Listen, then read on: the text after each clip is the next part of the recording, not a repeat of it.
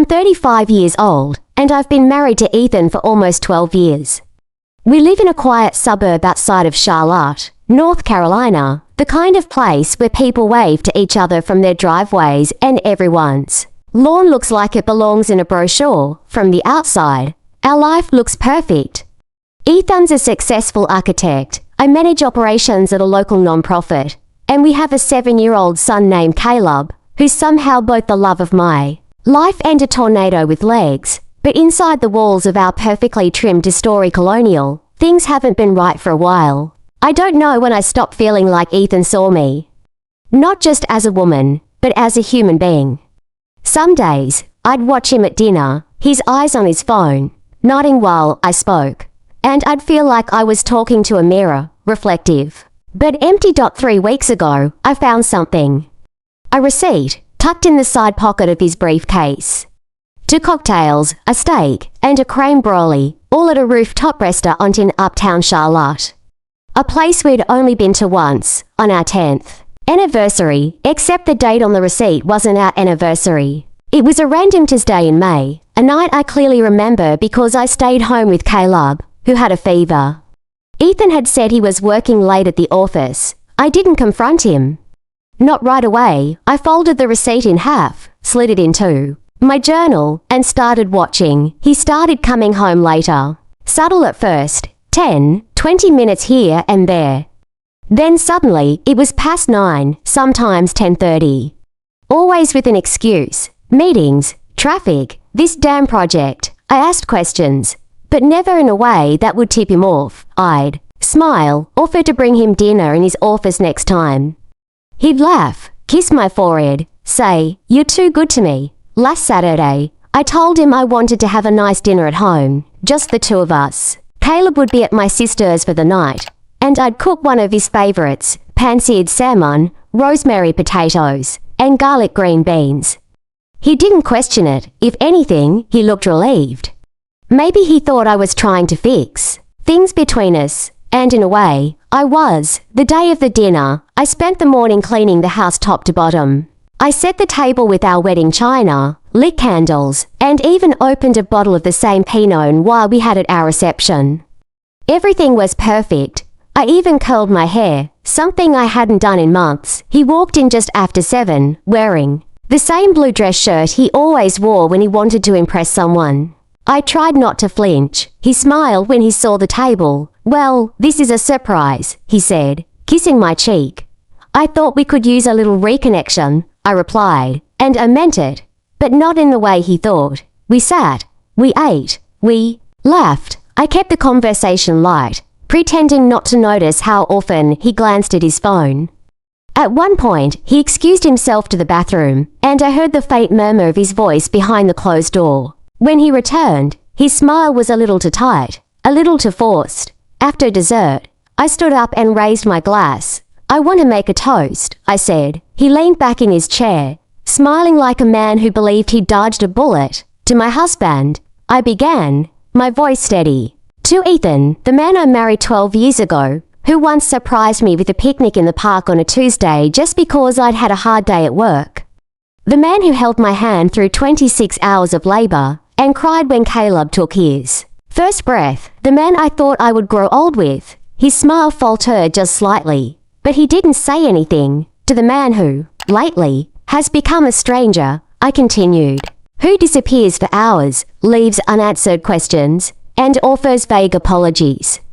Who thinks he's clever with passwords and receipts, but forgets that I know him better than anyone." His face went pale. The room felt suddenly colder, like someone had opened a window in winter. "I know about her, Ethan," I said. "I know about the rooftop dinners, the late-night texts, the perfume that isn't mine on your collar. I know more than you think I do." He opened his mouth, but no sound came out. Just that slack-jawed silence of someone caught between denial and disaster. I placed my wine glass down and sat. My heart was thudding, but my hands didn't shake. I had rehearsed this moment in my mind so many times I could have written a script. "I'm not here to scream, or cry, or throw plates," I said calmly. "I just want you to know that I see you now. Not the man you pretend to be, but the man you are. And I needed you to hear that, from me. In this house, before we talk about what comes next, he finally spoke, his voice a whisper. We can fix this. I looked at him for a long moment. Can we? I asked.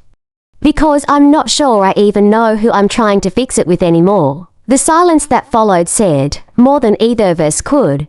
And in that silence, for the first time in months, I felt something that had been missing for far too long. Clarity.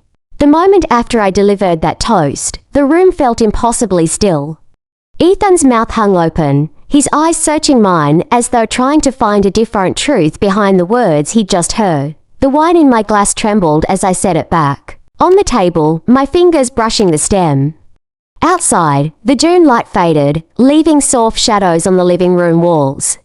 The candles flickered, and for a heartbeat, I wondered if I'd made a terrible mistake. But the clarity I'd felt during those final lines bolstered me. I wasn't afraid anymore, at least, not of myself. He closed the distance between us and swallowed. I can explain, he said, his voice low and uneven. I motioned to the chairs, and he sat slowly, his knock-kneed posture betraying guilt. He paused, fingers tapping a rapid staccato against his leg. There's nothing going on with anyone else, he began. It's complicated. I held his gaze. When he spoke again, he sounded like a stranger. He described a new colleague, a late project deadline, a dinner that just happened. His excuses felt thin, translucent paper pressed over the truth, but I listened. I needed to know what he would say when confronted with his own story. Later that night, I lay awake in our dark bedroom, the curtains drawn tight against the quiet suburban street. I replayed every word, every shift in his tone. I thought of the receipt, crisp and folded in my journal, the night he lied. I thought of the way he touched my arm earlier, hesitant, then regretful. I realized I didn't trust him anymore, and it hurt more than I'd expected. By midnight, the fan was whirring overhead, its rhythmic hum offering no comfort. I reached over but found his side of the bed empty. The next morning, I drove to my sister Olivia's house in Dilworth. Her front porch was framed by climbing ivy, and she greeted me with a hug so tight I felt her whirring in her ribs.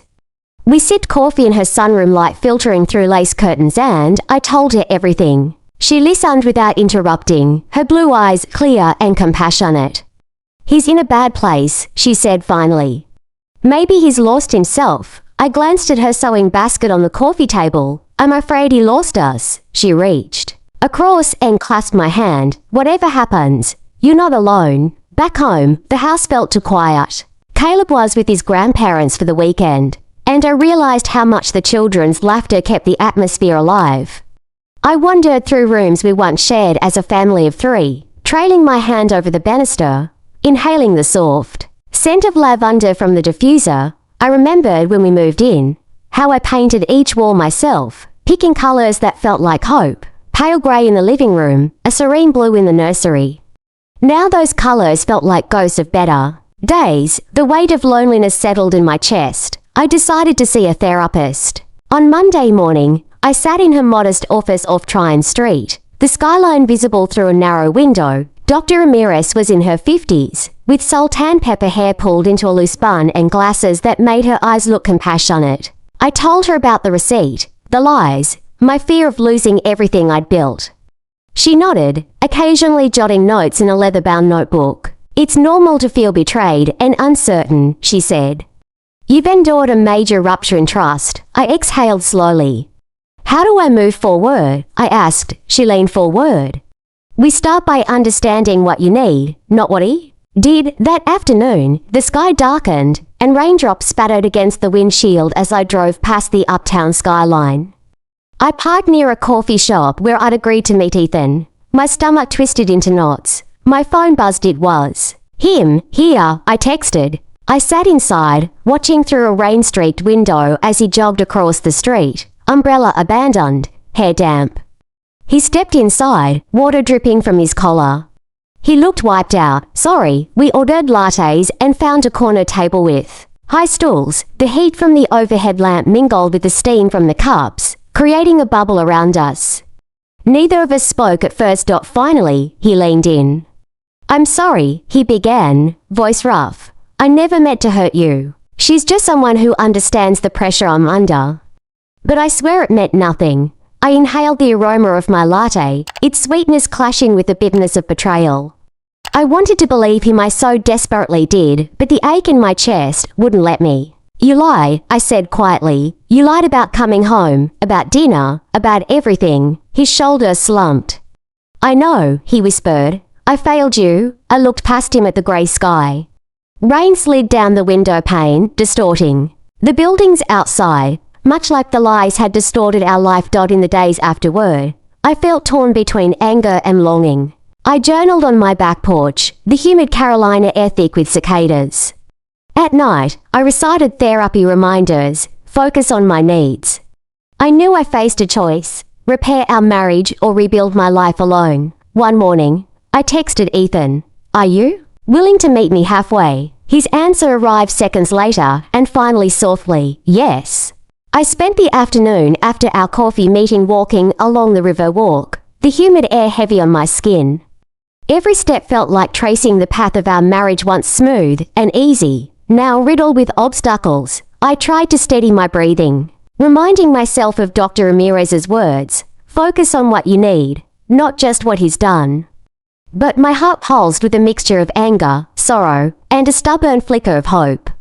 Could I rebuild trust on a foundation so fractured? That evening, Ethan and I met again at my favorite spot in Dilworth, a small park where magnolia trees cast dapple shadows across the benches. He arrived early, rain jacket slung over one shoulder, eyes downcast until I approached. Words tumbled between us, some apologies, some confessions, some tears. He promised transparency, access to his calendar, his phone, the freedom to ask any question. He admitted he'd been afraid of my reaction, terrified of losing me. I listened, words catching in my throat, torn between relief and suspicion. Over the next week, I dove into therapy sessions with Dr. Ramirez. I unearthed feelings I hadn't acknowledged, resentment for years of hapless sunning, fear that I'd lost my sense of self trying to keep our family afloat. I wrote pages in my journal, sometimes venting rage in midnight scribbles, other times outlining boundaries I needed. No unexplained late nights, no secret meetings, honest daily check-ins. I read them aloud during sessions until they felt like promises to myself, rather than demands on him. Ethan attended a few sessions with me. I watched him in the waiting room, hands knotted in his lap, as if bracing for judgment. Inside, he spoke candidly about stress at the firm, about the pressure to deliver a landmark project that consumed him. He admitted he'd sought solace in someone who didn't know our history, someone who listened without expecting the role of wife, mother, partner.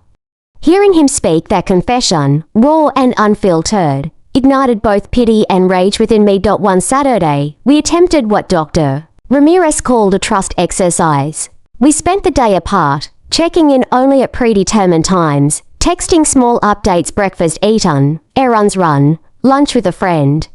The silence between check-ins felt uneasy, as though we were two survivors tentatively calling out in a forest after a storm. By dinner, I found myself cooking alone, tears mingling with the steam rising from the pan. Ethan arrived 20 minutes late, apologetic and breathless, claiming a delayed board meeting. I nodded, my chest tight, unning. That night, he left a note on the kitchen island. "I'm sorry, I want to prove I can be trusted. Let's talk in the morning." I stared at the elegant script, the weight of it pressing down. I realized that forgiving him wouldn't be a singular moment, but a daily choice. I folded the note and slipped it into my pocket, determined to face whatever came next with honesty. The next morning, I found an email in my inbox from my old mentor, offering a week-long retreat at a women's leadership center in Asheville. I'd been dreaming of time away, time to rediscover my passions beyond marriage and motherhood. My first instinct was to decline, but then I thought of the boundaries I'd mapped out with Dr. Ramirez. Nurture yourself, too. I applied immediately, explaining I needed to step back for clarity. When Ethan saw the confirmation email on my screen, he didn't object. Instead, he offered to care for Caleb alone, an unexpected show of support that left me speechless. On the day I left, he drove me to the terminal, flowers in hand and a hesitant smile on his lips. I noticed the exhaustion etched around his eyes, the same eyes that once saw only work and habit. We hugged, and for a moment, I felt the old rhythm. A verse, "I'll miss you," he whispered. "Find yourself, I'll be here when you return." In that embrace, I realized how far we'd drifted and how far I still needed to go on my own. As the shuttle pulled away, I pressed my forehead against the cool glass, watching the parking lot blur into morning haze. My phone buzzed with a message from him, "Safe travels. I love you." The words felt both fragile and precious. I tucked the phone back into my bag and exhaled deeply. The road ahead was uncertain, winding through forests of doubt and hope. But for the first time since I discovered that receipt, I felt something real taking shape inside me, an understanding that healing wouldn't be a single toast or confession, but countless small steps toward trust, forgiveness, and self-respect. And so I stepped onto the shuttle, suitcase in hand and determination in my heart, ready to write the next chapter of my life, one where I could stand strong, whether by his side or on my own.